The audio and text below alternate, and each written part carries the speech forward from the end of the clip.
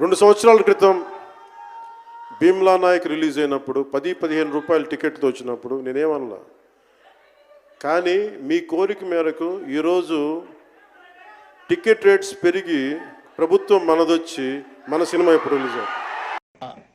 నాకు అర్థం కాలేదు సార్. ప్రజల కోరిక మేరకు వాళ్ళు టికెట్ రేట్స్ పెరగాలని వాళ్ళు కోరుకున్నారంట. నాకు తెలిసి ఏ కన్జ్యూమర్ కూడా ప్రోడక్ట్ కొనేటప్పుడు దాని రేటు పెరగాలి అని కోరుకునేవంత ఎర్రిన డాష్ గాళ్ళు ఎవరు ఉండరు.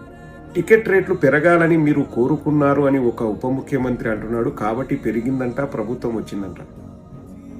రైతులు పండించిన పంటకు రేట్లు పెరగాలని అడుగుతున్నారు పవన్ కళ్యాణ్.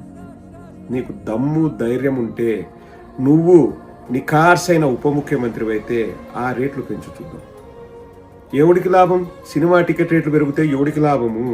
పుట్టగోసిగానికి లాభమా? ఎవరికి లాభం చెప్పు పవన్ కళ్యాణ్. నువ్వు ఉప ముఖ్యమంత్రి అయితే రైతులకు గిట్టుబాటు ధర కల్పించు, అప్పుడు మాట్లాడు. ఏమన్నా మాట్లాడండి. టికెట్ రేట్లు పెంచాలని ప్రజలు కోరుకున్నారంట. ఎవరికి లాభం టికెట్ రేట్లు పెరిగితే?